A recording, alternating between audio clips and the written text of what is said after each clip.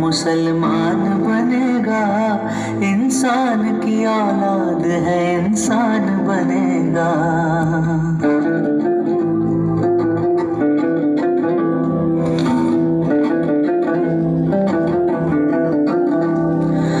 अच्छा है अभी तक तेरा कुछ नाम नहीं है, तुझको किसी मजहब से कोई काम नहीं है।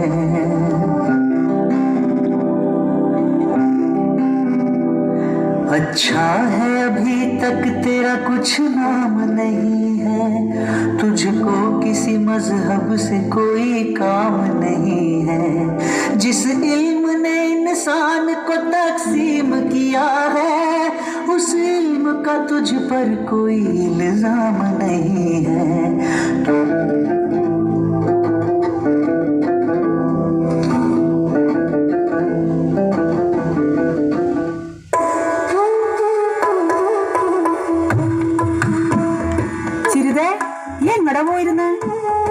ആയിഷമ്മയുടെ പേരെ പോയതാ താത്ത. ഓര് അജ്ജിന് പോവല്ലേ, ഓർക്ക് എന്നെ വലിയ കാര്യ. അന്നെ ഇപ്പൊ ഇങ്ങോട്ടൊന്നും കാണാനില്ലോ. കൂടാഞ്ഞിട്ടോ താത്ത, 100 കൂട്ടം പണിത്തിരക്കല്ലേ. ഞാൻ പിന്നെ ഒരു ദിവസം വരാം. കാളിക്കുട്ടി അവിടെ ഇല്ലേ? ഉണ്ട്. അമ്മ ഇപ്പൊ പുറത്തൊന്നും പോവലില്ല, നല്ല വലിവുണ്ട്. ഡോക്ടറെ കാട്ടിയില്ലേ? ഉവ്വ താത്ത, വയസ്സായില്ലേ, ഇല്ലാത്ത കേടൊന്നും ഇല്ല. ആ, ഞാൻ നാളെ പേരേലേക്ക് വരാം. കാളിക്കുട്ടി ഒന്ന് കാണണം. നാളെ വാ താത്ത, വിശേഷങ്ങളൊക്കെ അവിടുന്ന് പറയാ. നേരെ എന്തിയായി, ഞാൻ പേരേൽക്കല്ലട്ടെ. അങ്ങനെ ആവട്ടെ. നിങ്ങൾക്കറിയോ, 1ാം ക്ലാസ് മുതല് ഒരു ബെഞ്ചിലിരുന്ന് പഠിച്ച എന്റെ ചങ്ങാഴ്ചയാ ചിരിത.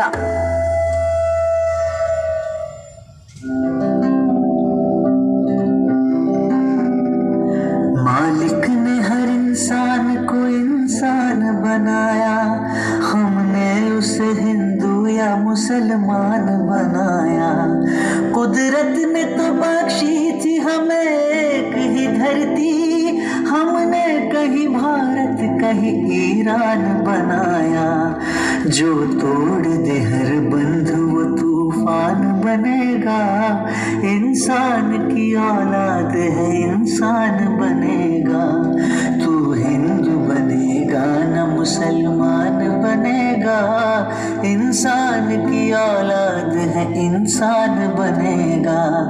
इंसान की औलाद है इंसान बनेगा, इंसान की औलाद है इंसान बनेगा।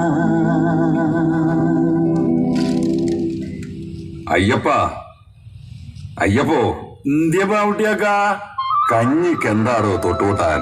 നല്ല ബീഫ് റോസ്റ്റ് ഉണ്ട്, നിങ്ങക്ക് വേണ? എന്നാ ഇച്ചിരി പോരഞ്ഞ അമ്മക്കെന്താടോ?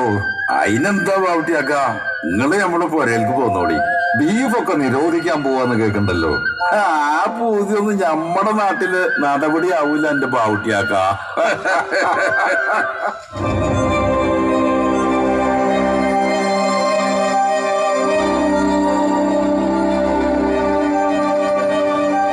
എല്ലാ ചരിത്ര സന്ധികളിലും എനിക്ക് പനി പിടിച്ചിരുന്നു.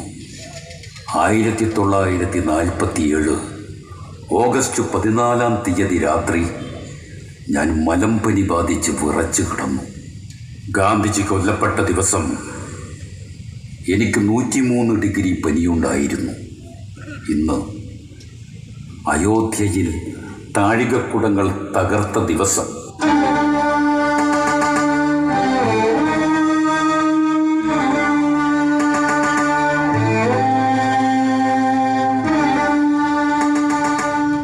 മല്ലിക്, മല്ലിക്, ഞാൻ പോകുന്നു. നല്ല പനി. പിന്നെ ഇന്നത്തെ എഡിറ്റോറിയൽ സബ് എഡിറ്റർ വിശ്വനാഥൻ എഴുതട്ടെ. ഫസ്റ്റ് പേജിൻ്റെ പ്രിൻ്റ് ഔട്ട് ഉടനെ കൊണ്ടുവരണം. അത് കണ്ടിട്ട് വേണം എനിക്ക് പോകാൻ.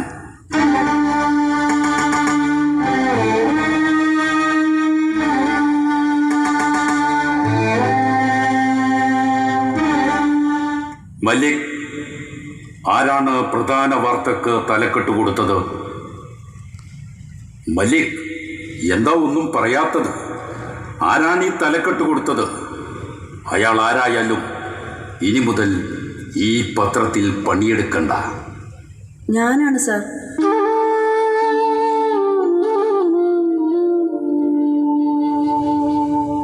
സുഹ്റ, ഒരു പെൻസിൽ തരൂ. തർക്കമന്ദിരം തകർത്തു എന്നല്ല, ബാബറി മസ്ജിദ് തകർത്തു എന്ന് തന്നെ എഴുതണം.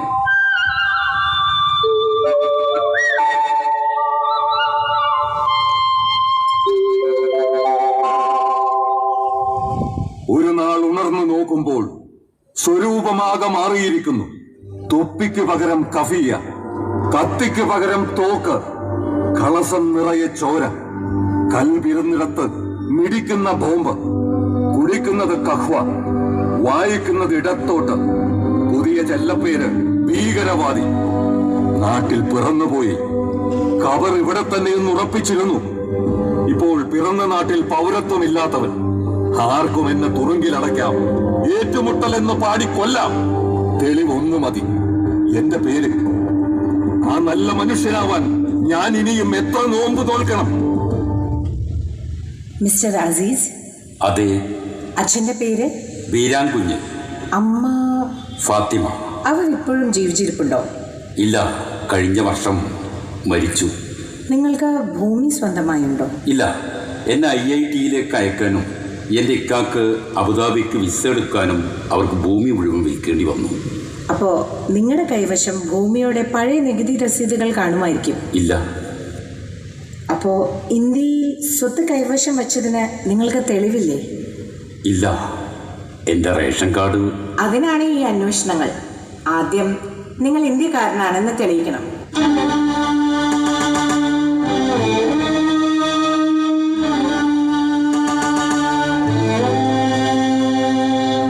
അപ്പോ മാത്രമേ റേഷൻ കാർഡ് നൽകുന്ന കാര്യം പരിഗണിക്കൂ. ഇത് നല്ല കളിയാണ്. ഒരു രാത്രി ഉറക്കത്തിൽ നിന്ന് ഉണർന്ന് നിങ്ങളൊരു ഇന്ത്യക്കാരിയാണെന്ന് തെളിയിക്കാൻ നിങ്ങളോട് ആവശ്യപ്പെട്ടുവെന്ന് കരുതുക. നിങ്ങൾ എന്ത് ചെയ്യും? ഞാൻ അവരോട് എൻ്റെ പേര് പറയും, അത്രമാത്രം. എൻ്റെ പേര് എൻ്റെ ചരിത്രവും ഭൂമിശാസ്ത്രവുമാണ്. പ്രമീള ഗോഖലെ, മഹാരാഷ്ട്ര, ഹിന്ദു, ചിത്പവൻ ബ്രാഹ്മണൻ. മനസ്സിലായോ? മിസ്റ്റർ അസീസ്, കുറച്ച് കാര്യങ്ങൾ കൂടി അറിയാനുണ്ട്.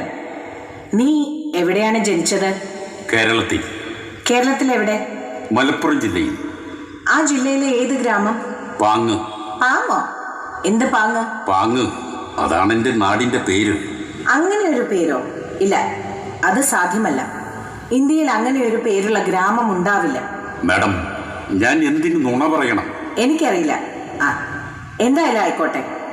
പാങ്ങിന് മലയാളത്തിൽ എന്താണ് അർത്ഥം? അതിന് എന്തെങ്കിലും അർത്ഥമുണ്ടോ എന്നെനിക്കറിയില്ല. അർത്ഥമില്ലാത്ത വാക്കോ? വാക്കുകളെ അപമാനിക്കരുത്. പാങ്ങില്ലെന്ന് ഇപ്പൊ മനസ്സിലായില്ലേ? പാങ്ങ് നിലവിലുണ്ട്. നിങ്ങൾക്ക് മലപ്പുറം കലക്ടർക്ക് ടെലഗ്രാം അയച്ചു വേണമെങ്കിൽ പരിശോധിക്കാം. ഇന്ത്യയുടെ ഭൂപടത്തിൽ നിങ്ങൾക്ക് പാങ്ങ് ചൂണ്ടിക്കാണിക്കാൻ കഴിയുമോ? ഇല്ല. കേരളത്തിന്റെ? എനിക്ക് ഉറപ്പില്ല. എങ്കിൽ ഇന്ത്യയിൽ അങ്ങനെ ഒരു സ്ഥലമില്ല. നിങ്ങൾ 1970 ഇന്ത്യയിലായിരുന്നോ? മാഡം, ഞാനന്ന് ജനിച്ചിട്ടില്ല. 71? ഞാൻ ആ വർഷമാണ് ജനിച്ചത്. അപ്പൊ നിങ്ങൾ 70 ഇന്ത്യയിലായിരുന്നില്ലെന്ന് സമ്മതിക്കുന്നുണ്ടോ? ഇത് ശരിക്കും അസംബന്ധമാണ് മാഡം. ഞാനന്ന് ജനിച്ചിട്ടില്ല. ബംഗ്ലാദേശിൽ നിന്നുള്ള നുഴഞ്ഞുകയറ്റം ആരംഭിക്കുന്നതിന് മുമ്പ് നിങ്ങൾ ഇന്ത്യയിൽ ഉണ്ടായിരുന്നില്ലെന്ന് ഞാൻ രേഖപ്പെടുത്തട്ടെ. അന്ന് ഞാൻ ജനിച്ചിട്ടില്ലെന്ന് എത്ര തവണ പറയണം? ചോദ്യങ്ങൾക്ക് അതെ അല്ലെങ്കിൽ അല്ല എന്ന് ഉത്തരം നൽകുക. പറയൂ, ബംഗ്ലാദേശിൽ നിന്നുള്ള നുഴഞ്ഞുകയറ്റത്തിന് മുമ്പ്, അതായത് 70-ലും അതിനു മുമ്പും നിങ്ങൾ ഇന്ത്യയിലുണ്ടായിരുന്നോ? ഇല്ല. എൻ്റെ റേഷൻ കാർഡ് ഞാൻ എൻ്റെ റിപ്പോർട്ട് പൂർത്തിയാക്കി. ഞാനത് നാളെ തന്നെ അയക്കും. ഞാനൊരു നുഴഞ്ഞുകയറ്റക്കാരനാണെന്ന് നിങ്ങൾ നിർദ്ദേശിക്കുകയാണോ? അത് നീ തന്നെ സമ്മതിച്ചതല്ലേ?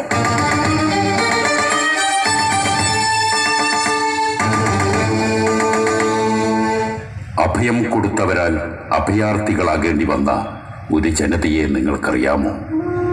അഭയാർത്ഥിയായിരിക്കുക എന്നതറിയണമെങ്കിൽ ഒരു ഫലസ്തീനിയോട്, ടിബറ്റനോട്, റോഹിംഗ്യയോട്, ശ്രീലങ്കൻ തമിഴനോട് ചോദിക്കണം.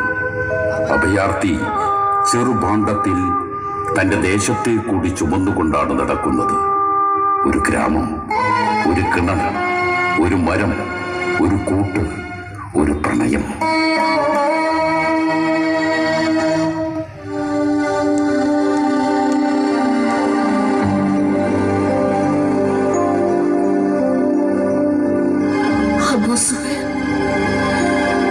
എന്റെ മകനെ, നീ എന്തിനു മരിച്ചു?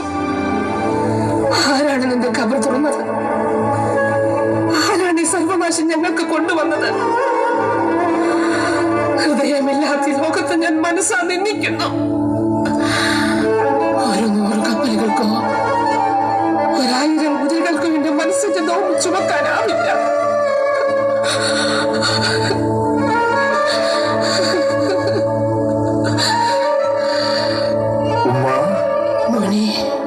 ഉമ്മ എന്റെ കബറിനടുത്തേക്ക് വരിക. ഞാൻ ആ കബറുകളുടെ അടുക്കിലേക്ക് നടക്കുകയാണ്. ആ മിസാൻ കല്ലുകളെ ഞാൻ ആദ്രമായി പുണരുകയാണ്. ഞാൻ ആ കല്ലിനോട് പറഞ്ഞു, നിന്റെ ഉള്ളിൽ എന്റെ മക്കളെ സ്നിഗ്ധമായി പുണരുക. അവരെ നല്ലോണം കരുതിക്കൊള്ളണം. അവരെ ഞാൻ നിന്നെ ഏൽപ്പിക്കുകയാണ്. മോനെ, ഞാൻ നിന്റെ യുവത്വത്തിന്റെ പേരിൽ വിലപിക്കുന്നു. ജീവിതത്തിൽ ഒരിക്കൽ പോലും സന്തോഷമില്ലാത്ത പെൺകിടാങ്ങൾക്ക് വേണ്ടിയും നിറഞ്ഞ പ്രതീക്ഷയോടും ആവശ്യത്തോടുമാണ് അവർ ജീവിതം തേടി ഇറങ്ങിയത്. അവരൊടുങ്ങിയതോ അതിന്റെ രൗദ്രതയിൽ ഞെരിഞ്ഞമർന്ന് കീറിപ്പറഞ്ഞു, അല്ലാഹുവേ,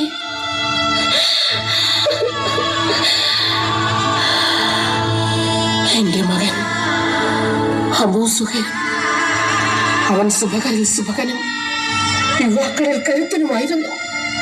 മോനെ, നിന്റെ ഇളം ശരീരം ഇത്ര വേഗം മണ്ണോട് ചേർന്നു.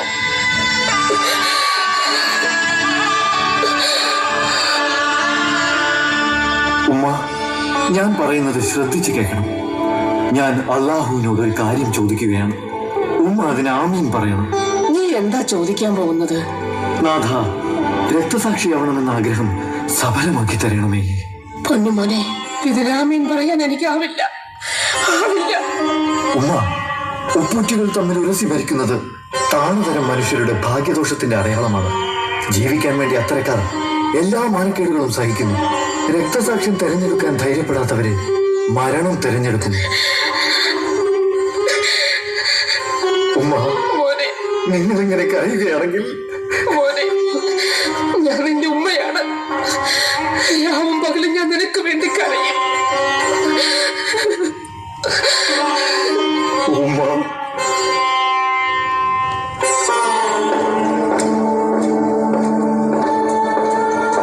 എന്റെ മോനെ, നിന്റെ ശരീരം വെടിയുണ്ടെങ്കിൽ അരിപ്പ പോലെയായി.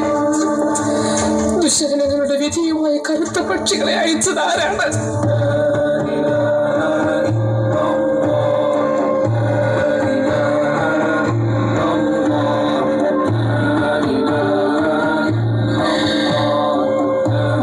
ചുമക്കുന്നവരെ ഞാൻ നിങ്ങളോട് അപേക്ഷിക്കുന്നു, പതുക്കെ പോവുക, വേഗം കൂട്ടാതെ. ഞാൻ എന്റെ പ്രിയപ്പെട്ടവരെ ഒന്ന് കണ്ടോട്ടെ. ആരുടെ കൂടെ നിൽക്കും നമ്മൾ, ആരുടെ കൂടെ നിൽക്കും, ആരുടെ കൂടെ നിൽക്കും നമ്മൾ, ആരുടെ കൂടെ നിൽക്കും, നേരിന്റെ കൂടെ നിൽക്കും നമ്മൾ,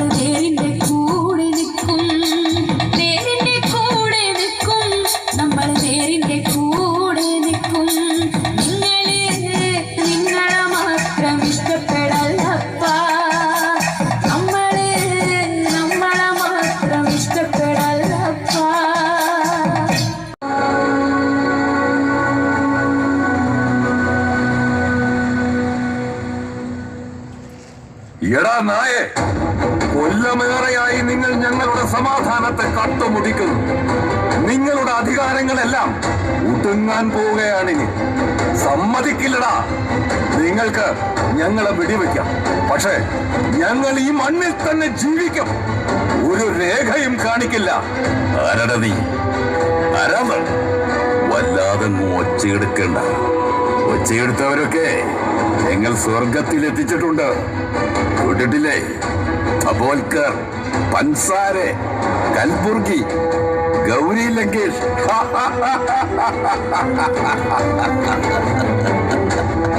മണിപ്പൂര് മറക്കണ്ട. ഒന്നും മറന്നിട്ടില്ല, മറക്കില്ല.